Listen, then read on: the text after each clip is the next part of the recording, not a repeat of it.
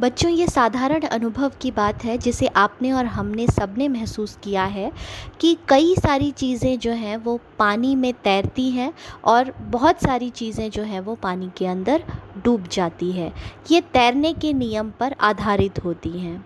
बच्चों, आपने देखा होगा कि यदि कोई बैलून जो है वो पानी की सतह पर तैरती रहे और कुछ देर बाद यदि हम बैलून को बाह्य रूप से बल लगाकर पानी की सतह के अंदर करने की कोशिश करें और थोड़ी देर बाद अपना बल अगर हम हटा दें तो अनुभव करेंगे कि पानी के अंदर एक प्रकार का बल है जो उस बैलून को पुनः ऊपर की ओर धकेलेगा।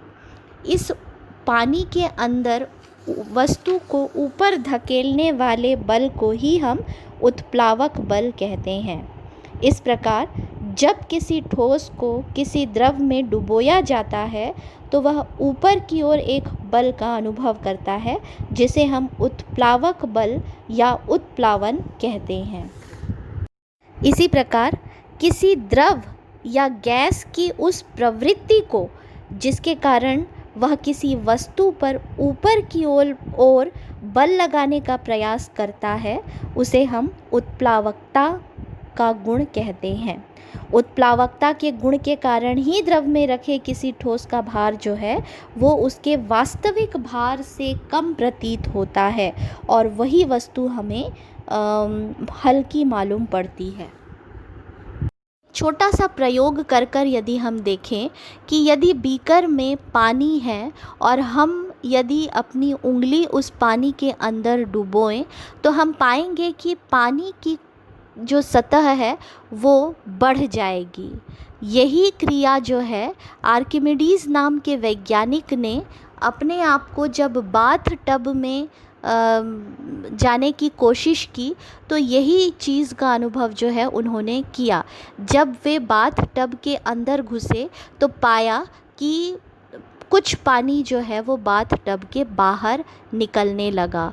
तो इन दोनों क्रियाओं से आर्किमिडीज़ नाम के वैज्ञानिक के दिमाग में एक बात आई जिसे उन्होंने आर्किमिडीज़ के सिद्धांत के रूप में हम सब के सामने प्रस्तुत किया। तो आर्किमिडीज़ के सिद्धांत के अनुसार जब किसी ठोस को किसी द्रव में पूर्णतः या आंशिक रूप से डुबोया जाता है तो उसके भार में कमी हो जाती है और यह कमी कितनी रहती है? यह कमी उस ठोस द्वारा हटाए गए द्रव के भार के बराबर होती है। इसी आर्किमिडीज़ के सिद्धांत के आधार पर ही हम कई दैनिक जीवन में चीज़ों को अनुभव करते हैं। जैसे लोहे की सुई जो है वो पानी में डूब जाती है किंतु लोहे का बना जहाज़ जो है वो पानी में तैरता है। इसका क्या कारण है? इसका कारण यह है कि सुई का भार उसके द्वारा हटाए गए पानी के भार से अधिक होता है और ठीक इसके विपरीत जहाज़ का भार जो है वो उसके आंशिकतः डूबे हुए भाग द्वारा हटाए गए पानी के भार के बराबर होता है। इसीलिए जहाज़ जो है वो पानी में तैरता है और लोहे की सुई जो है वो पानी में डूब जाती है।